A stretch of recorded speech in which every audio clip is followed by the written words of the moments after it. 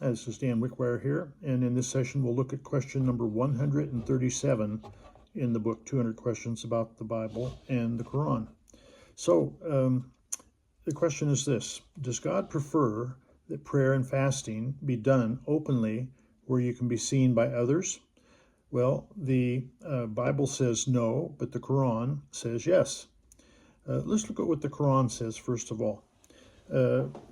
In Nisa 4:103, it says this: and when you have performed congregational prayers, then remember Allah standing, sitting, and reclining.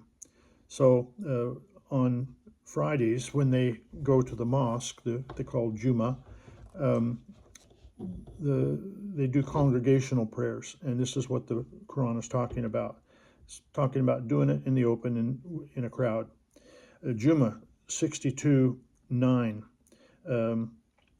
O believers, when a call is heard for the prayer of the day of congregation, hasten to the remembrance of Allah and cease your trading. That is better for you if you but knew it. So again, it's the same principle. You do your prayers in congregation on a Friday, which is called Juma.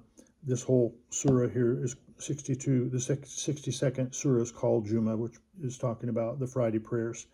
And so also in the Hadith, Bukhari's Hadith 11:620, narrated Abu Hurairah, Allah's apostle, said, the reward of the prayer offered by a person in congregation is 25 times greater than that of the prayer offered in one's house or in the market alone. So both the Quran and the Hadith emphasize doing your prayers publicly so that you can, be seen. However, in the New Testament, it says just the opposite. Jesus said in Matthew chapter 6, he said, verse 5, reading from verse 5 through 8, it says, and when you pray, you shall not be like the hypocrites, for they love to pray standing in the synagogues and on the corners of the streets, that they may be seen by men. Assuredly, I say to you, they have their reward.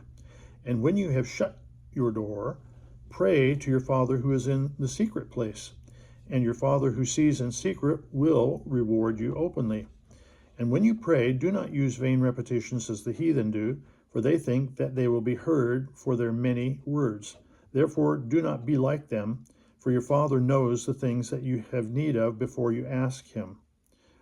Now, in the Juma namaz, that's the Friday prayers, it's the same ritual prayer done over and over again. And this is what Jesus is saying in verse 7 here. And when you pray, do not use vain repetitions as the heathen do, for they think that they will be heard for their many words. Therefore, do not be like them, for your Father knows the things you have need of before you ask him. Now, so prayers are prescribed to be done privately, not for show, not in the public. In the same thing is true of fasting. In the same chapter of Matthew 6, moving on down to verse 16, 17, and 18, it says this: moreover, when you fast, so it's expected that you will pray, it's expected that you will fast.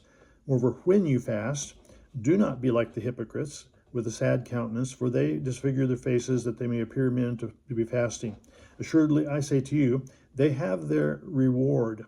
But when you fast, anoint your head and wash your face, so that you do not appear to men to be fasting, but to your Father who is in the secret place, and your Father who sees in the secret will reward you openly.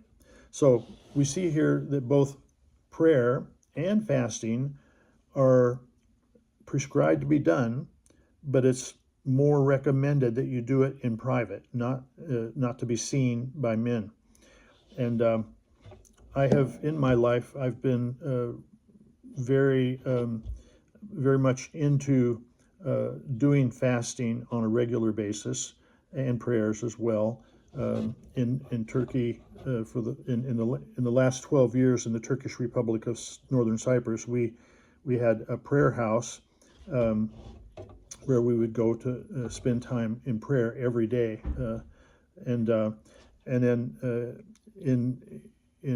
for fasting, I'll give you an example. One time, I met a doctor who was he was an ophthalmologist, but he was a very unhappy person, and we used to play chess together once a week.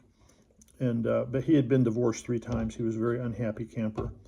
And as we would play chess, we'd talk about our lives and get to know each other and that sort of thing. And he said to me, Dan, I wish I could be like you. You're really happy, but I'm unhappy, and I don't know why, but I just nothing works right for me.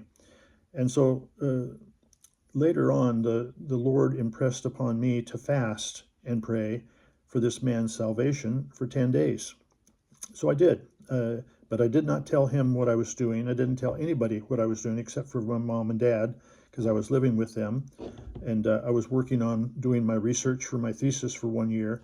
And so I was just studying for my thesis, preparing it, which was on prayer and fasting. And the title of my thesis was The Role of Prayer and Fasting in Binding and Loosing, with special reference to the problem of reaching the unreached people of the world today. And so the Lord, as I'm working on this thesis, he impresses me that I should pray and fast for 10 days for this man to help him be able to be free from whatever it was binding him up.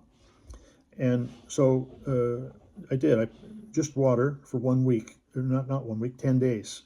I just drank water, no day and night, just water for 10 days. On the 10th day, the man comes running to me and says, Dan, I'm ready to become a Christian. What do I need to do? In fact, he was so anxious to become a believer, it was like I had to kind of slow him down to make sure he understood what he was doing. But anyway, at the end of this 10-day fast, which I did specifically for the man's salvation, he did come and he did get saved. He did get baptized. He did join a church, and his whole life changed, and he became, a person that was, happy again. But the point is that nobody knew about it other than my parents. This man didn't know what I was doing. Nobody knew what I was doing when I was just fasting in private and praying in private. And so the question is this: does God prefer that prayer and fasting be done openly, where you can be seen by others? No, in the Bible, but yes, in the Qur'an.